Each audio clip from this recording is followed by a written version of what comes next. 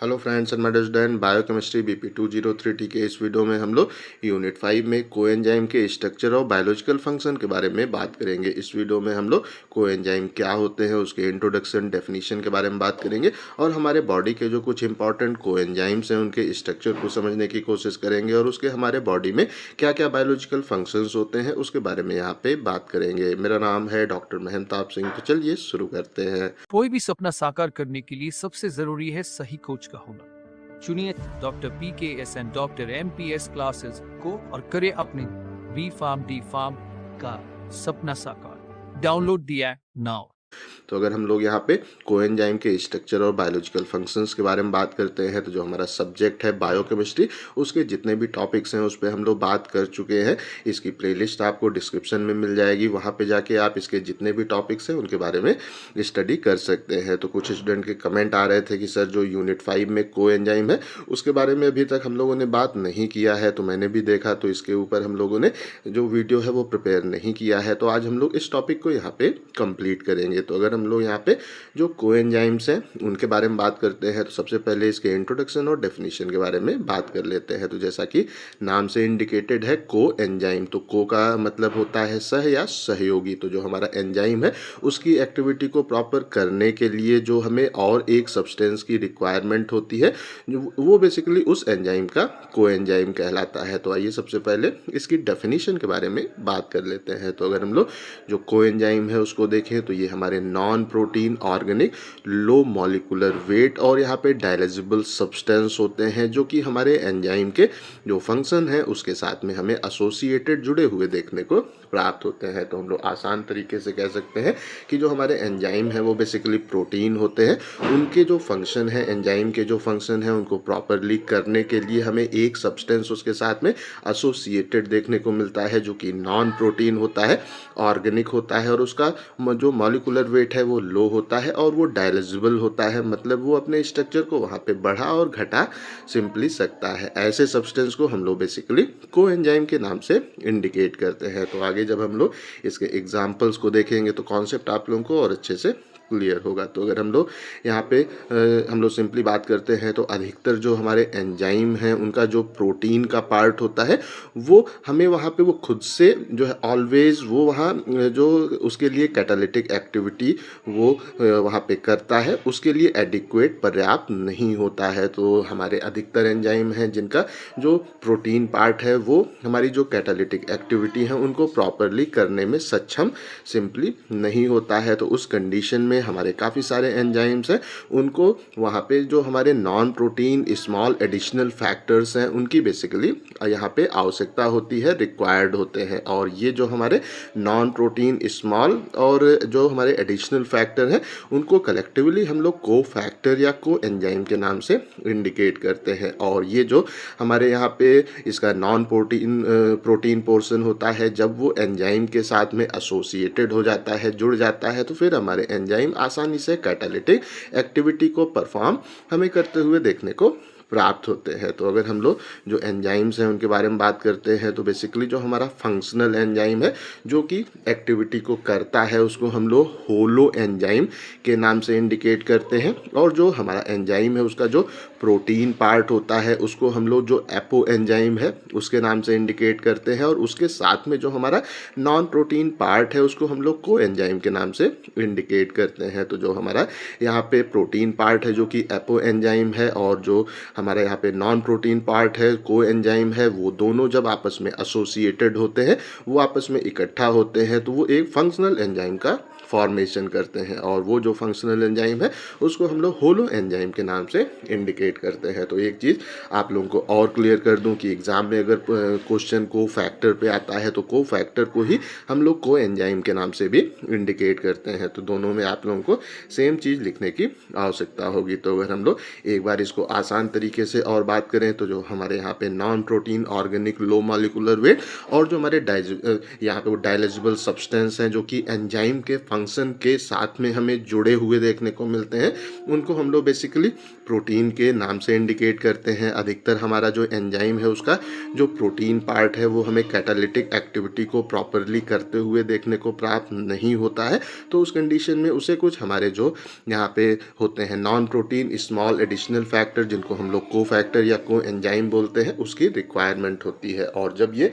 उसके साथ में एसोसिएटेड हो जाते हैं तो फिर ये हमें प्रॉपरली फंक्शन करते हुए देखने को प्राप्त होते हैं। तो जो हमारा फंक्शनल एंजाइम है मीन्स हमारा जो प्रोटीन पार्ट है एंजाइम का और नॉन प्रोटीन पार्ट है, दोनों जब इकट्ठा होते हैं तो फिर उसको हम लोग होलो एंजाइम के नाम से इंडिकेट करते हैं। इसका प्रोटीन पार्ट एपो एंजाइम कहलाता है और नॉन प्रोटीन पार्ट को एंजाइम सिंपली यहाँ पे कहलाता है। अब हम लोग जो हमारा है बॉडी, उसके अंदर जो कुछ इम्पॉर्टेंट हमारे को एंजाइम्स होते हैं उनके स्ट्रक्चर और फंक्शंस के बारे में बात कर लेते हैं। तो जो सबसे पहला एंजाइम है वो बेसिकली हमारा यहाँ पे को एंजाइम है वो है हमारा NAD और NADP। तो अगर हम लोग जो हमारा NAD है उसके फुल फॉर्म को देखें तो ये क्या होता है, निकोटिनामाइड एडेनिन न्यूक्लियोटाइड को हम लोग NAD के नाम से इंडिकेट करते हैं।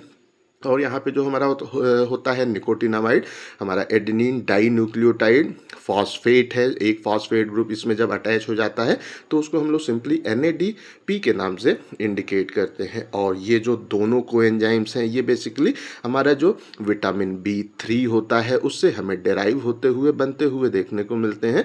और ये जो हमारा है विटामिन B3 ये बेसिकली हमारा निकोटिनिक एसिड इसको हम लोग बोलते हैं और इससे ही हमारा NAD और NADP हमें बनते हुए देखने को प्राप्त होते हैं। और अगर हम लोग यहाँ पे जो हमारा होता है NAD और हमारा NADP है उसको अगर हम लोग सिंपली देखें तो ये बेसिकली हमारा यहाँ पे को एंजाइम की तरह ऐड करता है। और हमारे जो हमारी है बॉडी उसके अंदर काफ़ी सारे हमारे जो डिहाइड्रोजिनेज एंजाइम होते हैं वो जो कि हाइड्रोजन का जो ट्रांसफ़र है उसकी एक्टिविटी में इन्वॉल्व होते हैं, उनके लिए एक ये को एंजाइम की तरह सिंपली एक्ट करते हैं। और ये यहाँ पे क्या करते हैं कि जो हाइड्रोजन है उसका जो ट्रांसफ़र है उसमें हमें इन्वॉल्व देखने को प्राप्त होते हैं। या हम सिंपली कह सकते हैं कि ये हमारा जो ऑक्सीडेशन की प्रोसेस है, ऑक्सीडेशन में क्या होता है हाइड्रोजन हमें रिमूव होते हुए देखने को मिलता है। और जो हमारा यहाँ पे होता है रिडक्शन की प्रोसेस जिसमें हाइड्रोजन आके अटैच होता है उसमें हमें ये बेसिकली इन्वॉल्व देखने को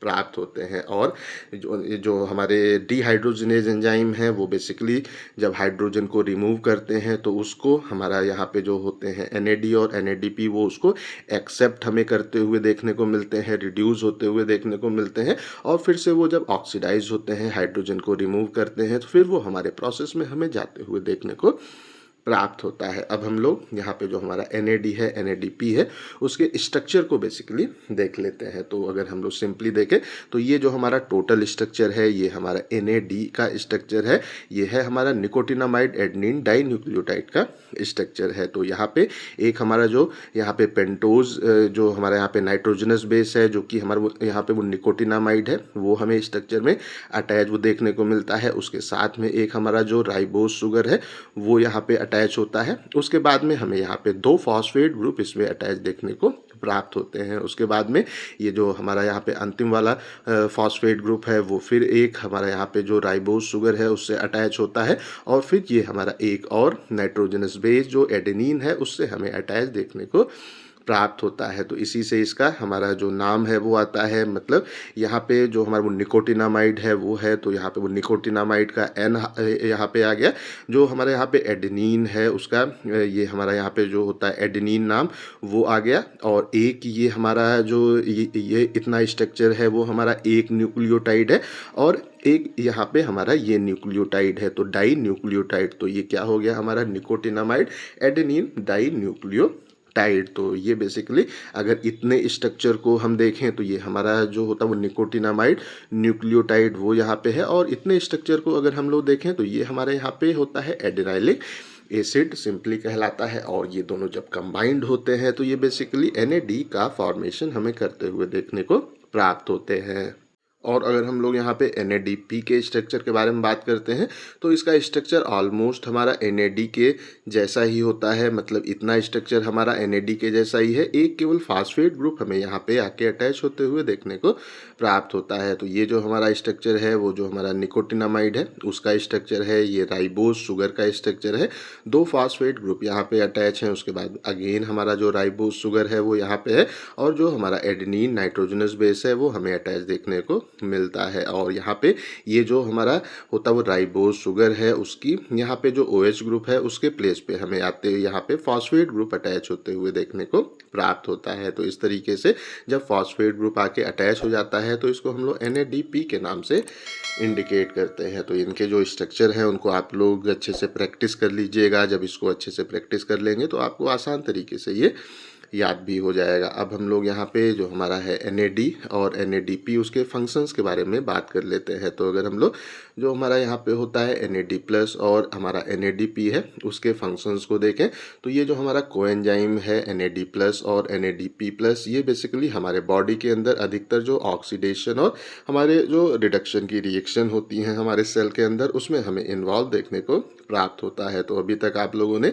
जो अलग अलग पाथवे हैं वो देखे होंगे, वहाँ पे हमने देखा कि अधिकतर जो भी हमारे डिहाइड्रोजनेज एंजाइम थे वहाँ पे जब वो फंक्शन कर रहे थे तो वहाँ पे उनको एक कोफैक्टर की रिक्वायरमेंट हो रही थी जो कि हमारा NAD प्लस था या NADP प्लस की वहाँ रिक्वायरमेंट होती है। तो जब वो स्ट्रक्चर से हाइड्रोजन को हटाते हैं तो उस हाइड्रोजन को एक्सेप्ट करने का काम हमारे ये कोएंजाइम हमें करते हुए देखने को मिलते हैं, जिसके कारण कि अधिकतर जो ऑक्सीडेशन और रिडक्शन की रिएक्शन होती है वहाँ पे हमें ये दोनों कोएंजाइम इन्वॉल्व देखने को प्राप्त होते हैं। उसके बाद में अगर हम लोग बात करते हैं तो यहाँ पे ये जो एंजाइम है ये बेसिकली जो हाइड्रोजन एटम है और इलेक्ट्रॉन है उसको स्ट्रक्चर से या जो सब्सटेंस है उससे एक्सेप्ट करने का काम करते हैं, और ये जो हमारा सबस्ट्रेट है वो उससे जब उसको एक्सेप्ट करते हैं तो एक हाइड्रोजन को वो वहाँ पे उसका जो सराउंडिंग मीडियम है उसमें रिलीज करते हुए देखने को प्राप्त होते हैं। लाइक अगर रिएक्शन में देखें तो ये हमारा जो सबस्ट्रेट है वो है जो कि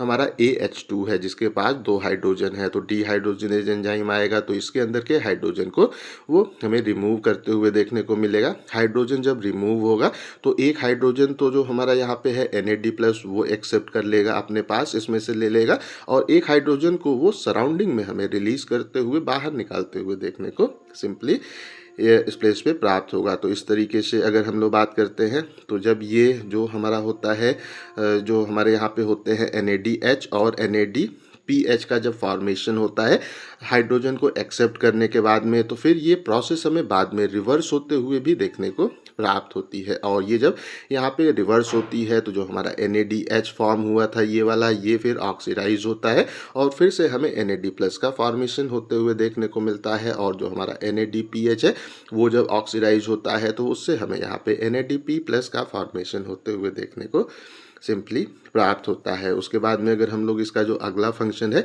उसके बारे में बात करते हैं तो हमारे काफ़ी सारे एंजाइम हैं, अबाउट 40 एंजाइम्स हैं वो जो कि जो हमारा यहाँ पे ऑक्सीडो जो हमारा वो रिडक्टेज क्लास को सिंपली बिलोंग करते हैं, वो अपनी एक्टिविटी के लिए NAD प्लस और NADP प्लस के ऊपर हमें डिपेंड करते हुए देखने को प्राप्त होते हैं। ऐसे एंजाइम जो कि ऑक्सीडेशन और जो रिडक्शन है उसकी प्रोसेस में इन्वॉल्व होते हैं, उनको अपनी एक्टिविटी को करने के लिए कोएंजाइम की रिक्वायरमेंट होती है, और वो कोएंजाइम हमारे NAD प्लस और NADP प्लस यहाँ पे होते हैं। उसके बाद में अगर हम लोग इस प्लेस पे अगर बात करते हैं तो ये जो हमारे कोएंजाइम्स होते हैं ये बेसिकली हमारे एंजाइम के साथ में हमें लूजली बाउंड होते हुए देखने को मिलते हैं, और जब भी रिक्वायरमेंट होती है तो वो उनसे आसानी से हमें सेपरेट होते हुए भी देखने को प्राप्त होते हैं। तो इस तरीके से ये अपनी एक्टिविटी को हमें बार बार करते हुए देखने को मिलते हैं। एक एंजाइम से छूटते हैं तो दूसरे एंजाइम के साथ में अटैच होते हैं और एक्टिविटी को यहाँ पे वो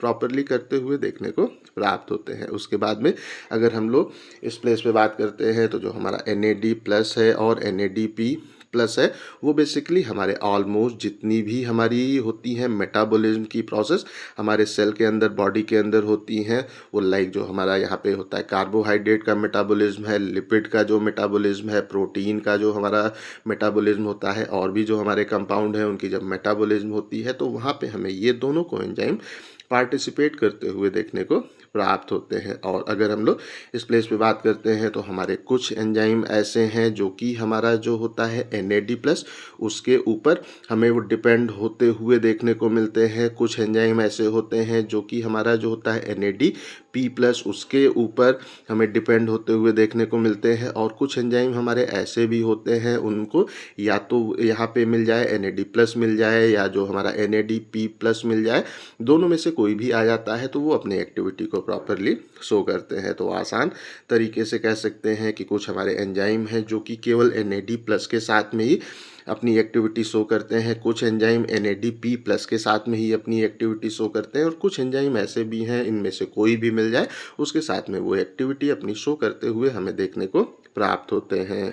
उसके बाद जो हमारे अगले कोएंजाइम हैं जो कि काफ़ी इंपॉर्टेंट होते हैं वो बेसिकली हमारा FMN और FAD यहाँ पे होते हैं। तो FMN जो है वो हमारा यहाँ पे फ्लेविन मोनोन्यूक्लियोटाइड कहलाता है, FMN कहलाता है। और जो हमारा FAD है वो बेसिकली हमारा जो होता है फ्लेविन एडेनिन डाइन्यूक्लियोटाइड उसके नाम से इसको इंडिकेट करते हैं। और ये बेसिकली हमारे जो फ्लेवोप्रोटीन्स हैं उनके साथ में हमें एक्ट करते हुए देखने को प्राप्त होते हैं। और ये दोनों भी जो हाइड्रोजन का ट्रांसफरिंग की प्रोसेस है उसमें इन्वॉल्व होते हैं, और ये भी हमें यहाँ पे हाइड्रोजिनेज एंजाइम के साथ में एसोसिएटेड कोएंजाइम्स देखने को मिलते हैं। तो हम लोग सिंपली कह सकते हैं कि यहाँ पे जो हमारा FMN है और FAD है ये भी हमारी जो यहाँ पे जो हमारे थे NADH और NADP थे उनकी तरह ही हाइड्रोजन के ट्रांसफ़र में इन्वॉल्व कोएंजाइम होते हैं। अगर हम लोग इनके स्ट्रक्चर्स के बारे में बात करते हैं तो बेसिकली जो हमारा होता है यहाँ पे होता है फ्लेविन मोनोन्यूक्लियोटाइड। अगर उसको देखें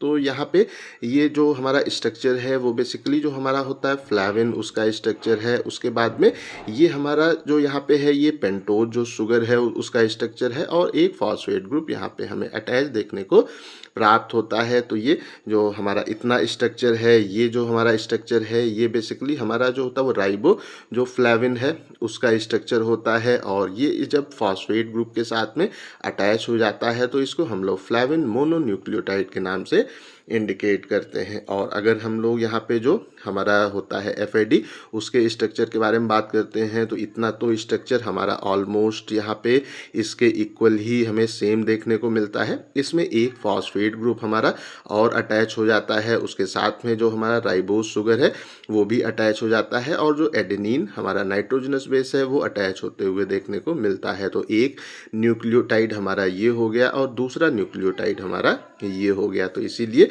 ये स्ट्रक्चर हमारा जो डाई न्यूक्लियोटाइड है उसका स्ट्रक्चर है। इसमें हमारा जो यहाँ पे होता है फ्लेविन है वो देखने को मिलता है, और जो एडेनिन है उसका स्ट्रक्चर देखने को मिलता है। तो ये हमारा यहाँ पे कलेक्टिवली कहलाता है फ्लेविन एडेनिन डाई न्यूक्लियोटाइड के नाम से इसको इंडिकेट करते हैं। इतना स्ट्रक्चर हमारा FMN का ही है, और इतना स्ट्रक्चर हमारा जो एडनाइलिक एसिड है उसका यहाँ पे है, और दोनों जब कंबाइंड होते हैं तो ये यहाँ पे फ्लेविन एडेनिन डाइन्यूक्लियोटाइड का फॉर्मेशन करते हुए हमें देखने को प्राप्त होते हैं। तो इसका भी स्ट्रक्चर आप लोग जब 3-4 बार प्रैक्टिस करेंगे तो आपको आसान तरीके से याद हो जाएगा। अब अगर हम लोग इसका जो बायोलॉजिकल फंक्शन है उसके बारे में बात करते हैं तो जो हमारे यहाँ पे होते हैं फ्लेविन को एंजाइम होते हैं उसमें अधिकतर जो हमारा FAD है वो बेसिकली हमें इस प्लेस पे जो हमारी होती हैं रिडॉक्स रिएक्शंस हैं, ऑक्सीडेशन रिडक्शन की रिएक्शन है उसमें हमें पार्टिसिपेट करते हुए देखने को प्राप्त होता है। और ये बेसिकली हमारा जो एनर्जी का प्रोडक्शन है उसकी प्रोसेस में हमें इन्वॉल्व देखने को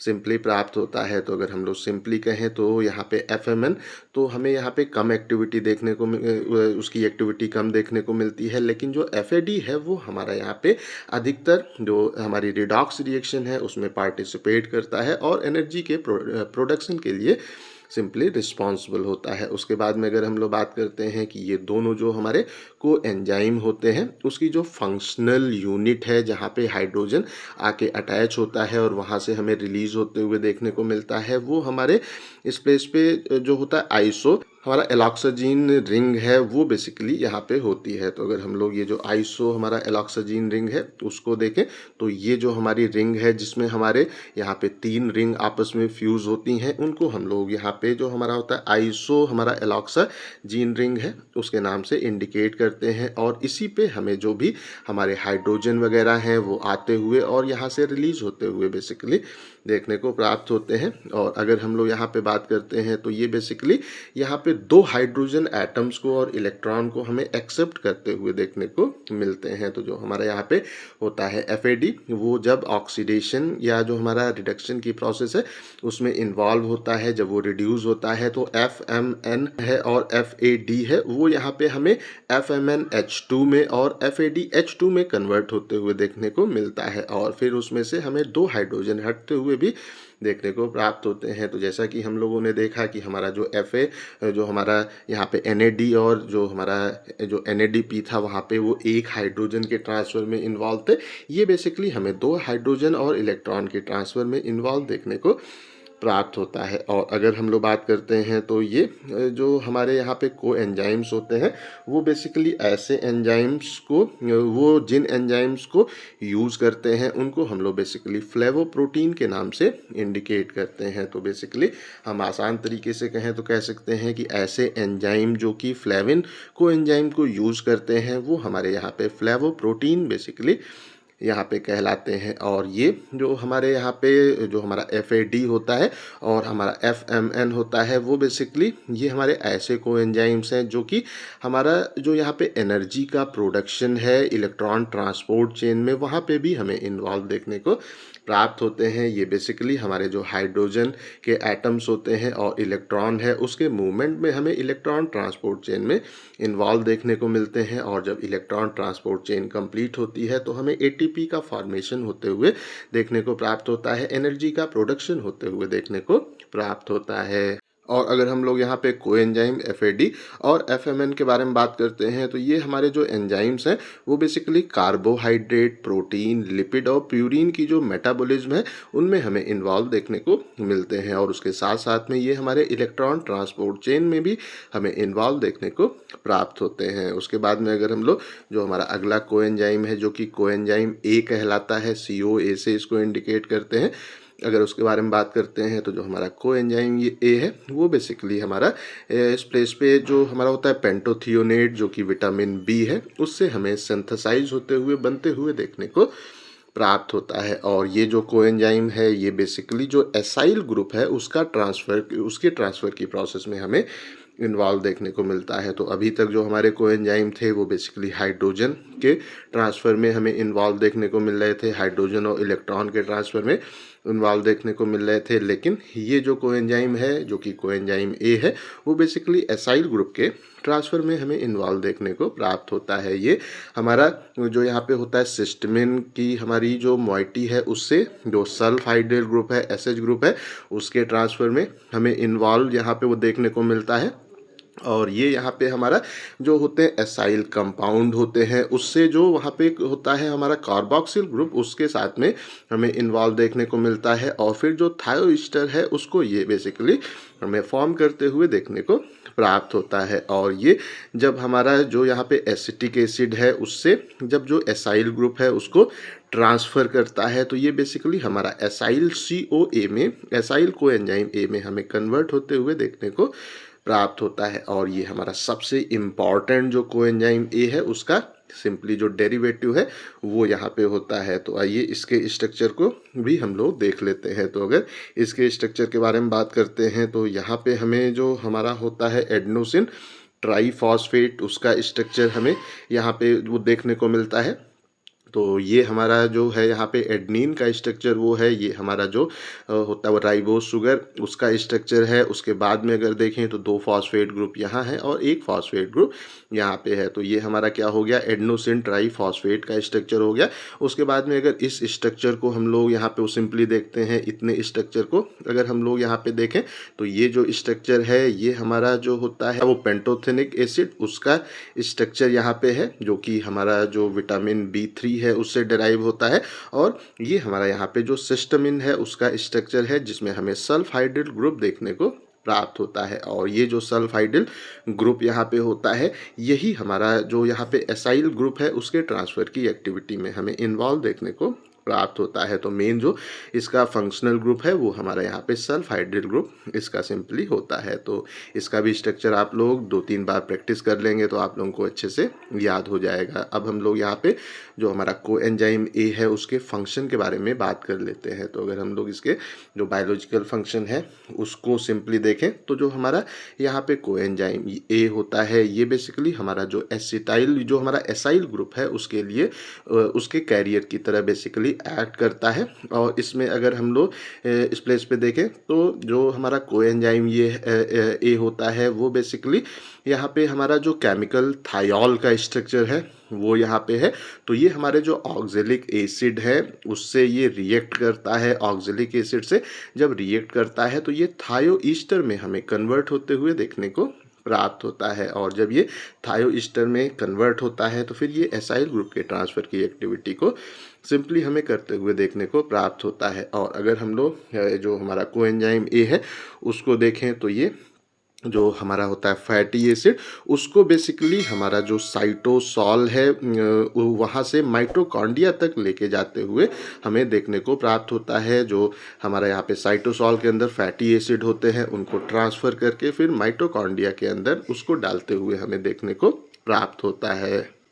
उसके बाद अगर कोएंजाइम ए के अगले फंक्शन के बारे में बात करते हैं तो ये बेसिकली हमारा यहाँ पे जो होता है हीमोग्लोबिन उससे हीम के फॉर्मेशन के प्रोसेस के लिए काफ़ी इसेंशियल होता है। तो अगर हम लोग यहाँ पे सिंपली देखें तो जो हीमोग्लोबिन है उसमें जो हीम ग्रुप है उसकी जो फॉर्मेशन की प्रोसेस है वो हमें यहाँ पे जो कोएंजाइम ए है उसके द्वारा कैटालाइज होते हुए देखने को प्राप्त होती है। तो जो इन सब के हम लोगों ने इन सब के बारे में हीमोग्लोबिन का किस तरीके से फॉर्मेशन होता है इन सब के बारे में हम लोग बात कर चुके हैं।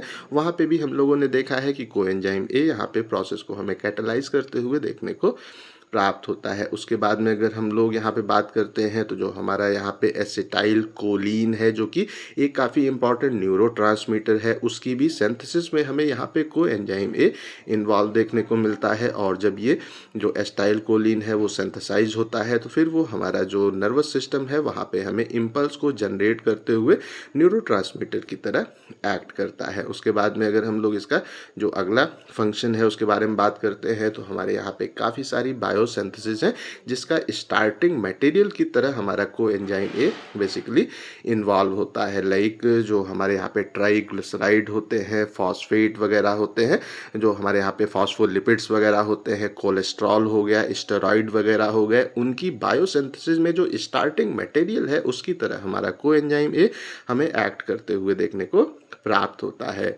अब हम लोग यहाँ पे जो हमारा यहाँ पे अगला कोएंजाइम है जो कि हमारा जो थियामिन पायरोफॉस्फेट TPP है उसके बारे में बात कर लेते हैं। तो अगर हम लोग यहाँ पे कोएंजाइम में थियामिन पायरोफॉस्फेट के बारे में बात करते हैं तो बेसिकली ये हमारा जो एल्डिहाइड ग्रुप्स होते हैं उनके ट्रांसफ़र की एक्टिविटी में हमें इन्वॉल्व देखने को प्राप्त होते हैं। लाइक जो हमारा होता है एसिटल्डिहाइड उसको ट्रांसफ़र करते हुए देखने को मिलते हैं। और जो हमारा यहाँ पे होता है ग्लाइकोल एल्डिहाइड उसको हमें ट्रांसफ़र करते हुए देखने को प्राप्त होते हैं। और ये बेसिकली हमारा जो थियामिन है जो कि विटामिन B1 कहलाता है उससे हमें सिंथेसाइज होते हुए बनते हुए देखने को प्राप्त होते हैं। तो आइए इसके भी स्ट्रक्चर को देख लेते हैं। इसका स्ट्रक्चर कुछ और के कंपेरिजन में थोड़ा सा आसान आपको देखने में प्राप्त होगा। तो ये यहाँ पे अगर हम लोग बात करते हैं तो ये स्ट्रक्चर हमारा जो पायरिमिडीन का स्ट्रक्चर है वो यहाँ पे है।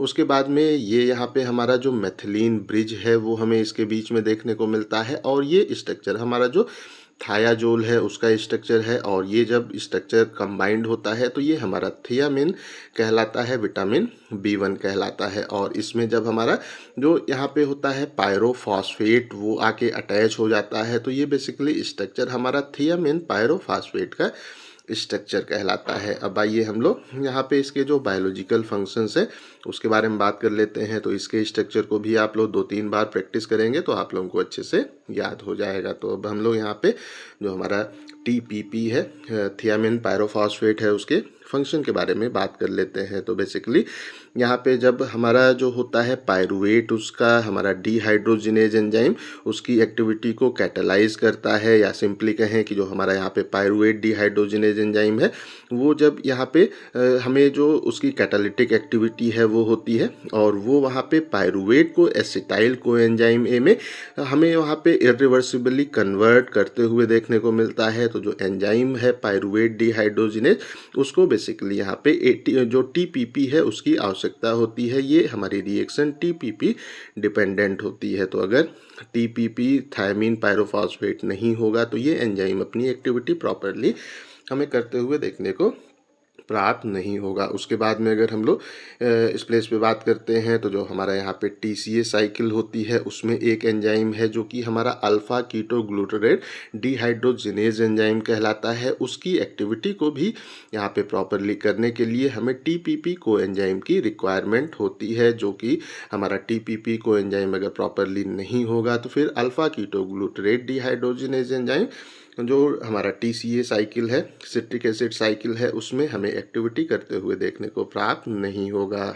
उसके बाद अगर हम लोग बात करते हैं तो जो हमारा यहाँ पे ट्रांस कीटोलेज एंजाइम है जो कि HMP शंट में हमें देखने को मिलता है, वो भी हमारे TPP की जो एक्टिविटी है उसके ऊपर डिपेंड करता है। तो अगर TPP प्रॉपरली इसके साथ में कंबाइंड नहीं होगा तो ट्रांस कीटोलेज एंजाइम अपना जो एक्टिविटी है उसको प्रॉपरली शो नहीं कर पाएगा। उसके बाद में अगर हम लोग बात करते हैं तो जो हमारे ब्रांच्ड एंजाइम्स होते हैं उनके ऊपर ऑक्सीडेटिव डीकार्बोक्सिलेशन की जो रिएक्शन होती है, जो कि alpha keto acid dehydrogenase enzyme के द्वारा होती है, उस कंडीशन में भी हमें यहाँ पे जो उस प्लेस पे TPP है इसकी रिक्वायरमेंट होती है। लाइक एग्जांपल लें तो जो हमारे ब्रांच यहाँ अमीनो एसिड हैं वो कौन कौन से हैं, तो जो हमारा यहाँ पे वैलिन होता है, ल्यूसिन है, आइसोल्यूसिन है, ये हमारे ब्रांच अमीनो एसिड है। और इनका ऑक्सीडेटिव डीकार्बोक्सिलेशन जब होता है तो फिर जो एंजाइम रिक्वायर्ड है अल्फा कीटो एसिड डिहाइड्रोजिनेज, उसकी एक्टिविटी को प्रॉपरली करने के लिए और उसको वहाँ पे रेस्पेक्टिवली कीटो एसिड में कन्वर्ट करने के लिए हमें यहाँ पे TPP की रिक्वायरमेंट होती है। उसके बाद में अगर हम लोग बात करते हैं तो जो TPP है ये एक काफ़ी इम्पॉर्टेंट रोल प्ले करता है। हमारे जो नर्व इम्पल्स हैं उनका जब ट्रांसमिशन होता है उसमें भी हमारा यहाँ पे जो TPP है वो काफ़ी इम्पॉर्टेंट रोल प्ले करता है। अब हम लोग यहाँ पे जो हमारा है अगला कोएंजाइम जो कि हमारा कहलाता है पायरोडॉक्सिल फॉस्फेट PAL, उसके बारे में बात कर लेते हैं।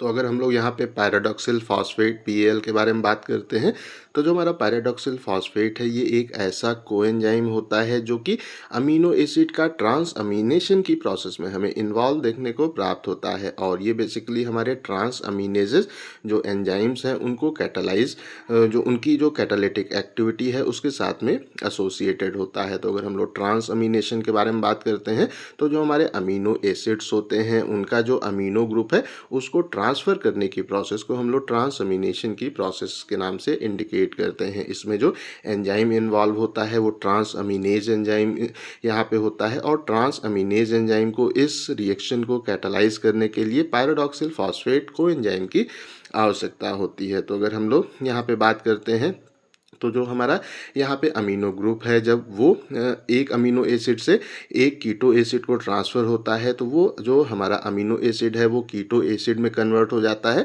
और कीटो एसिड हमारा अमीनो एसिड में कन्वर्ट होते हुए देखने को प्राप्त होता है। तो जो हमारा यहाँ पे PAL है पैराडॉक्सिल फॉस्फेट है वो अमीनो ग्रुप को एक्सेप्ट करता है। अमीनो ग्रुप को जब ये एक्सेप्ट करता है तो ये फिर यहाँ पे जो हमारा होता है पैराडॉक्समिन फॉस्फेट PAM में हमें कन्वर्ट होते हुए देखने को प्राप्त होता है। और यहाँ पे जो हमारा फॉर्म होता है जो कि है हमारा पायरोडॉक्सिम फॉस्फेट PM, वो जब यहाँ पे कीटो एसिड के साथ में रिएक्ट करता है तो फिर वो उस जो अमीनो ग्रुप है उसको उस कीटो एसिड को ट्रांसफ़र कर देता है और फिर एक अमीनो एसिड का फॉर्मेशन करते हुए हमें देखने को प्राप्त होता है। तो आइए इसके स्ट्रक्चर और इसकी रिएक्शन को अब हम लोग देख लेते हैं। तो अगर इसके स्ट्रक्चर के बारे में बात करते हैं तो ये हमारा जो होता है पैराडॉक्सिल फॉस्फेट उसका स्ट्रक्चर है PAL का है। तो यहाँ पे अगर हम लोग इस स्ट्रक्चर को देखें तो इसमें हमें एक फॉस्फेट ग्रुप यहाँ पे वो देखने को मिलता है, और ये जो हमारा स्ट्रक्चर है ये हमारा जो होता है यहाँ पे पैराडॉक्सिल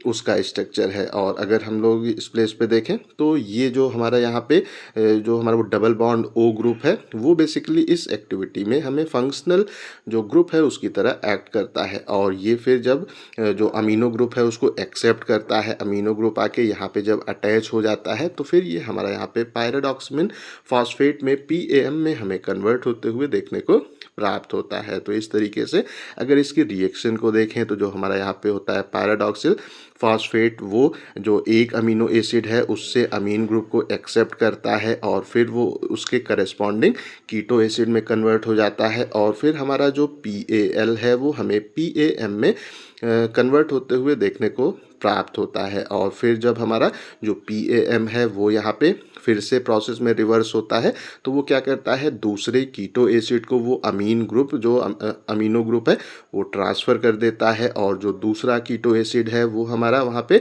अमीनो एसिड दूसरे अमीनो एसिड में कन्वर्ट हो जाता है और PL हमारा फिर से फ्री होते हुए देखने को प्राप्त होता है। इस तरीके से यहाँ पे जो ट्रांस अमीनेशन की प्रोसेस होती है जिसमें हमारे ट्रांस अमीनेज एंजाइम इन्वॉल्व होते हैं जो कि अमीन ग्रुप का जो अमीनो ग्रुप है उसका ट्रांसफ़र करते हैं, उसके लिए ये एक को एंजाइम की तरह बेसिकली एक्ट करता है।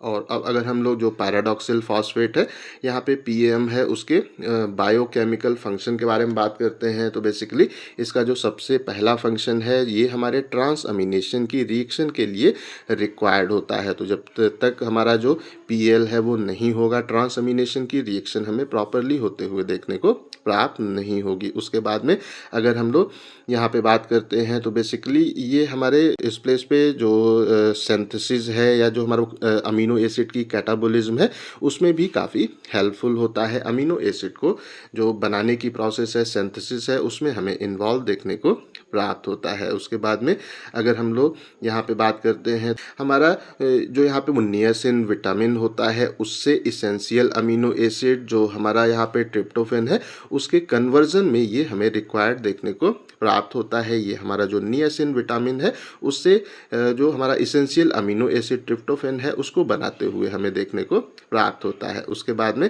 अगर हम लोग यहाँ पे बात करते हैं तो जो हमारा यहाँ पे अमीनो ट्रांसफरेज एंजाइम है या जो हमारे यहाँ पे अमीनो ट्रांसफरेज एक्टिविटी रिएक्शन है वहाँ पे एक जो हमारा सिफ बेस इंटरमीडिएट होता है उसको फॉर्म करने में भी हमारा यहाँ पे जो PL है उसकी हमें रिक्वायरमेंट होती है। तो आई थिंक सो जो हमारे कोएंजाइम्स हैं वो आप लोगों को अच्छे से समझ में आ गए होंगे, उसका इंट्रोडक्शन डेफिनेशन भी आप लोगों को क्लियर हो गया होगा और जो हमारे लिए काफ़ी इंपॉर्टेंट कोएंजाइम्स हैं उनके स्ट्रक्चर और फंक्शंस भी आप लोगों को अच्छे से समझ में आ गए होंगे। अगर अभी भी कहीं कोई कन्फ्यूज़न है तो कमेंट करके पूछ सकते हैं। इस टॉपिक का PDF आपको डिस्क्रिप्शन में मिल जाएगा। इस वीडियो को लाइक करें, अपने दोस्तों के साथ शेयर करें और ऐसे ही वीडियोज़ को देखने के लिए हमारे चैनल को सब्सक्राइब करना बिल्कुल भी ना भूलें और हमारे ऐप को भी इंस्टॉल करना बिल्कुल भी ना भूलें।